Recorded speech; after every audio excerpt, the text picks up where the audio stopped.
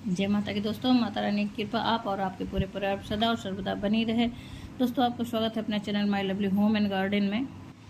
श्रावण का महीना दोस्तों भगवान भोलेनाथ को अत्यंत प्रिय है। शास्त्रों के अनुसार दोस्तों भगवान भोलेनाथ की पूजा और अर्चन के लिए सबसे उत्तम जो मास होता है या महीना होता है वो श्रावण का होता है। दोस्तों, शास्त्रों के अनुसार आप किसी भी कारणवश मान लेते हैं कि कोई भी ऐसा दिक्कत परेशानी हो जिसकी वजह से पूरे वर्ष आप भगवान भोलेनाथ की पूजा अर्चना नहीं कर पाते हैं, लेकिन अगर सिर्फ और सिर्फ सावन के महीने में अगर पूरे सावन अगर आप भगवान के जो है भगवान भोलेनाथ की पूजा अर्चना करते हैं तो पूरे वर्ष का जो फल, जो शुभ फल या लाभ जो मिलना चाहिए, पुण्य जो मिलना चाहिए दोस्तों, वो आपको सिर्फ और सिर्फ एक महीने के पूजा पाठ से आपको प्राप्त हो जाता है। दोस्तों, इसलिए इस बार तो और ही विशेष है, और ही उत्तम है, और ही खास है। वजह क्या है कि इस बार सावन जो है बहुत ही विरले इस तरह का मिलता है, बहुत विरले, क्योंकि इस बार अधिक मास भी साथ में लग रहा है, पुरुषोत्तम मास लग रहा है। इसीलिए ये संयोग दोस्तों बहुत वर्षों बाद, 19 वर्षों के लगभग 19 वर्षों के बाद प्राप्त हो रहा है। इस बार सावन मास लगभग 59 दिन, लगभग 2 महीने का मिलेगा। तो इस बार सावन में भगवान की पूजा के लिए हमें 30 नहीं बल्कि 59 दिन प्राप्त हो रहे हैं। यानी इस बार जो है भगवान की पूजा के लिए 4 नहीं 8 सोमवार प्राप्त होंगे हम लोगों को, और इसी प्रकार से 4 प्रदोष व्रत प्राप्त होंगे और 4 एकादशी भी प्राप्त होगी, और 4 शिवरात्रि, मतलब कहा जाए कि हर कुछ जस्ट दुगना हम लोगों को प्राप्त होगा, हर व्रत और त्यौहार। फिर दोस्तों 2 महीना श्रावण प्राप्त हो रहा है, जिसमें 1 महीना अधिक मास का होगा, मलमास या पुरुषोत्तम मास का होगा। और तो दोस्तों आज मैं आपसे बात करूंगी, आपसे शेयर करूंगी कि श्रावण का महीना कब से प्रारंभ हो रहा है और कब समाप्त हो रहा है, अधिक मास कब से प्रारंभ हो रहा है और कब तक रहेगा, और उसके बाद ये अपना रक्षाबंधन कब पड़ेगा दोस्तों।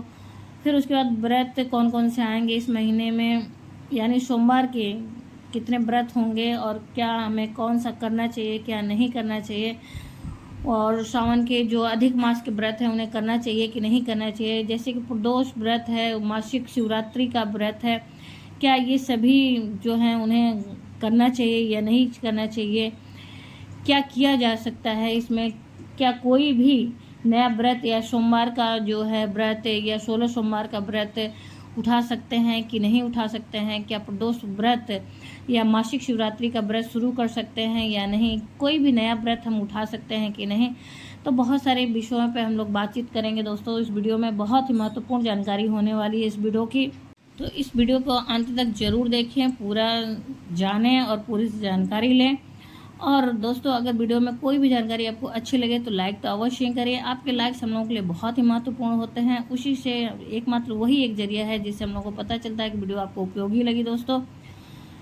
और वीडियो उपयोगी हो तो अपने फ्रेंड्स और फैमिली में ज़्यादा से ज़्यादा शेयर भी करें। आप अभी तक मेरे चैनल पर नए हैं तो मेरे चैनल को सब्सक्राइब भी कर लें। फिर दोस्तों बेल नोटिफिकेशन अवश्य दबाएं ताकि आने वाली जानकारी आपको समय से प्राप्त हो सके।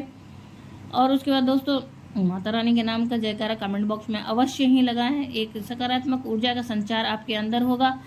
फिर दोस्तों आप तो कोई भी सुझाव हो, कोई भी प्रश्न हो तो कमेंट बॉक्स में आप लिख सकते हैं दोस्तों। फिर दोस्तों सबसे पहले हम लोग जानते हैं कि सावन कब शुरू हो रहा है। तो दोस्तों सावन शुरू हो रहा है 4 जुलाई को और समाप्त हो रहा है 31 अगस्त 2023 को। इस बार पूरे 2 महीने यानी कि 59 दिन का सावन होने वाला है। अब जानते हैं अधिक मास कब से प्रारंभ होगा दोस्तों और कब समाप्त होगा। तो अधिक मास जो है, पहले जानते हैं कि क्या है अधिक मास, किसे कहते हैं या ये कैसे आता है। तो दोस्तों हम लोगों का जो है वैदिक पंचांग, जो वैदिक पंचांग की गणना होती है सौर मास या फिर चंद्र मास के आधार पे होती है। तो दोस्तों चंद्र मास के आधार पे जो होता है हम लोग का एक साल जो होता है 354 दिन का ही होता है, एक वर्ष, और वहीं सौर मास के आधार पर 365 दिन का होता है।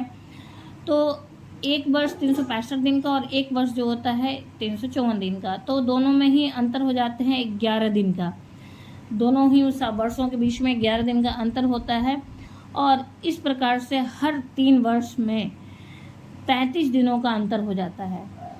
तो यही लगभग 1 मास के आसपास पड़ा हो जाता है, तो 1 महीने के बराबर होने की वजह से तीसरे वर्ष एक अधिक मास का मतलब गणना होती है, जिसे मलमास या अधिक मास या पुरुषोत्तम मास कहा जाता है। दोस्तों, इस वर्ष का ये सावन जो है अधिक मास के साथ, मतलब सावन के साथ ही जो है अधिक मास पड़ रहा है, इसलिए इस बार सावन का महीना जो है 2 महीने का हो रहा है। तो इस बार 12 नहीं 13 महीने का जो है हम लोग का वर्ष होगा। दोस्तों, एक वर्ष जो हम लोगों का होगा 12 नहीं 13 महीने का होगा।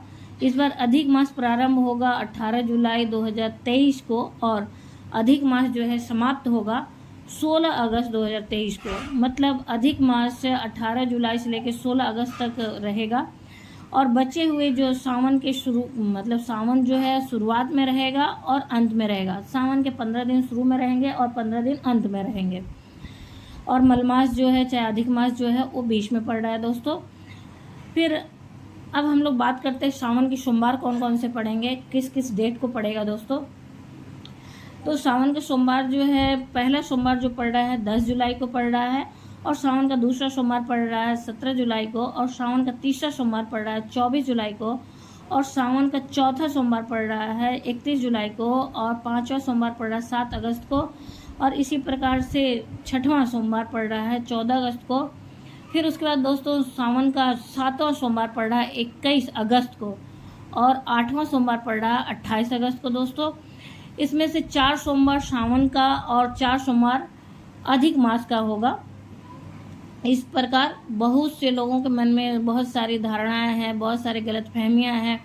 क्या उन्हें लगता है कि सिर्फ और सिर्फ सोमवार जो पड़ते हैं सावन वाले उन्हें ही करना चाहिए? क्या अधिक मास के भी जो सोमवार पड़ रहे हैं उन्हें करना चाहिए कि नहीं करना चाहिए? तो इस तरह से बहुत सारी भ्रांतियाँ हैं। लेकिन दोस्तों, मैं तो यही कहूँगी कि अधिक मास में जो भी पूजा पाठ या जो भी कुछ किया जाए वो ज़्यादा ही शुभ फलदायी होते हैं, ज़्यादा ही उत्तम होते हैं। उससे हमें बहुत ही ज़्यादा मतलब कहा जाए कि फल मिलता है, बहुत ही ज़्यादा महत्वपूर्ण है। यह पूर्णतः आप पे निर्भर करता है दोस्तों कि आप इसका लाभ लेना चाहते हैं कि नहीं चाहते। आपकी स्वेच्छा पर निर्भर करेगा कि सावन के सिर्फ शुरू के 2 और अंत के 2 जो सावन के पड़ रहे हैं सोमवार उसे करें, या फिर अधिक मास के भी जो सोमवार पड़ रहे हैं उसे करें। आपकी क्षमता और आपके सामर्थ्य पर निर्भर करेगा।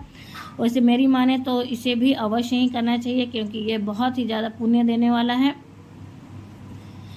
इसी प्रकार से दोस्तों बहुत सारे लोगों के मन में भ्रांतियाँ हो रही हैं कि क्या कोई नया व्रत उठा सकते हैं या नहीं, या सावन का सोमवार जो करना है वो उठा सकते हैं या नहीं, या फिर 16 सोमवार का व्रत शुरू कर सकते हैं, या मासिक शिवरात्रि या फिर प्रदोष का व्रत शुरू कर सकते हैं कि नहीं। तो दोस्तों बिल्कुल आप कर सकते हैं, क्योंकि जो शुरू के जो सावन पड़ रहे हैं उसमें आप कोई भी व्रत नया उठा सकते हैं।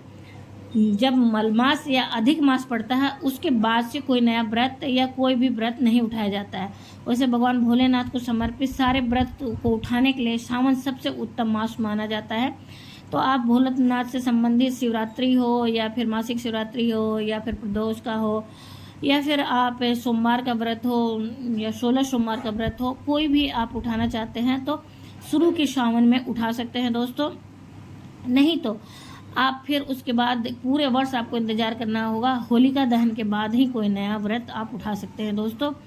तो आपको अगर कोई व्रत उठाना है तो उठा सकते हैं पहले।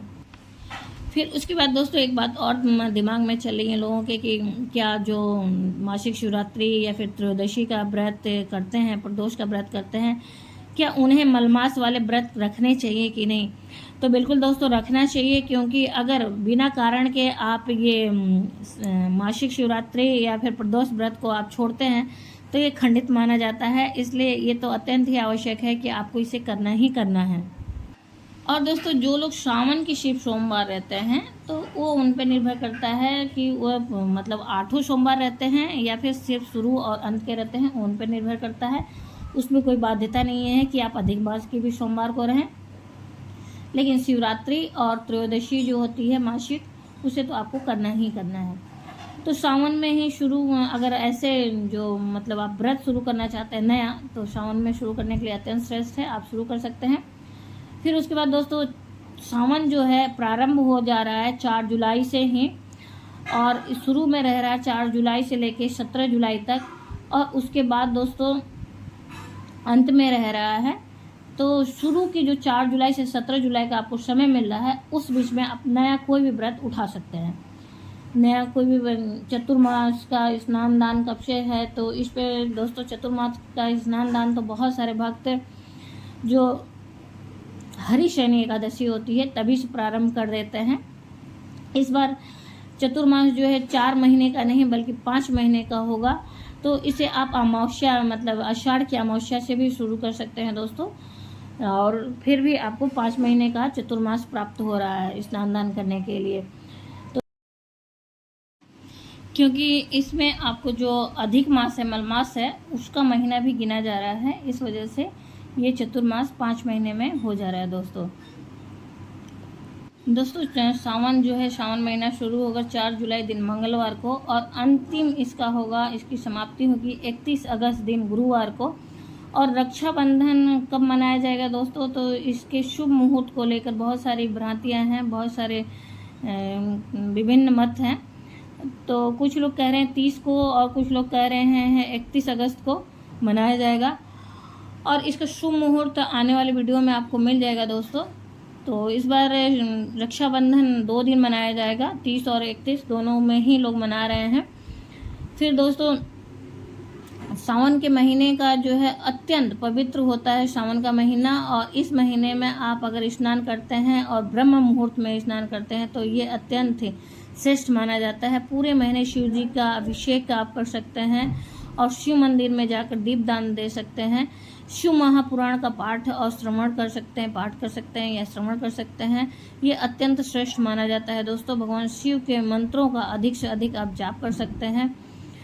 इस महीने में तो उतना ही श्रेष्ठ फल आपको प्राप्त होगा, मतलब इसके कहा जाए कि श्रेष्ठ फल या पुण्य का कोई अंत नहीं है।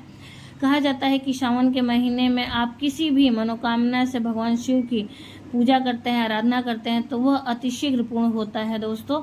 और कई भक्त ऐसे होते हैं जो कि पूरे सावन के महीने में व्रत धारण करते हैं, मतलब सावन मास का व्रत करते हैं भगवान भोलेनाथ की कृपा पाने के लिए। तो दोस्तों आपके सामर्थ्य और शक्ति पर निर्भर करता है कि आप क्या करें और कैसे करें। अगर कोई ज़बरदस्ती नहीं है, कोई जोर ज़बरदस्ती नहीं है, आप अपनी स्वेच्छा से अपने शक्ति और सामर्थ्य के अनुसार व्रत धारण करके भी पूजा पाठ कर सकते हैं, और बिना व्रत धारण किए भी सात्विक जीवन जी के भगवान को प्रसन्न कर सकते हैं, पूजा पाठ कर सकते हैं और उनके मंत्रों का जाप कर सकते हैं दोस्तों।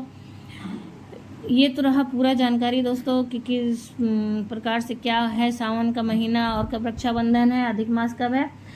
लेकिन दोस्तों पूजा विधि क्या है, सावन के महीने का व्रत कैसे धारण करें, क्या खाएं क्या नहीं खाएं, और किस प्रकार से पूजा करें और कौन से मंत्रों का जाप करें दोस्तों, और आहार कहा जाए इस महीने में क्या ग्रहण करना चाहिए, कैसे हमारे विचार होने चाहिए, तो इन सब बातों की जानकारी आने वाले वीडियो में आपको मिलेगी दोस्तों। आशा करते हैं इस वीडियो की जानकारी आपको अच्छी लगी होगी, और वीडियो की जानकारी आपको अच्छी लगी तो लाइक तो अवश्य ही करें। लाइक ही आपका एकमात्र ऐसा जरिया है जिससे हम लोग को पता चलता है कि वीडियो आपको अच्छी लगी। दोस्तों वीडियो अच्छी लगे तो अपने फ्रेंड्स और फैमिली में ज़्यादा से ज़्यादा शेयर भी करें, और आप अभी तक मेरे चैनल पर नए हैं तो मेरे चैनल को सब्सक्राइब नहीं किए तो सब्सक्राइब कर लें, और बेल नोटिफिकेशन अवश्य दबाएं ताकि आने वाली जानकारी आपको समय से मिल सके। माता रानी के नाम का जयकारा कमेंट बॉक्स में अवश्य ही लगाएं। आपके अंदर एक सकारात्मक ऊर्जा का संचार होगा दोस्तों। फिर कोई भी सुझाव हो या कोई भी प्रश्न हो तो आप कमेंट बॉक्स में लिख सकते हैं दोस्तों। फिर मिलते हैं एक नई जानकारी और नए वीडियो में, तब तक के लिए जय माता की। माता रानी की कृपा आप और आपके पूरे परिवार सदा और सर्वदा बनी रहे दोस्तों। धन्यवाद दोस्तों, फिर मिलते हैं एक नई जानकारी के साथ।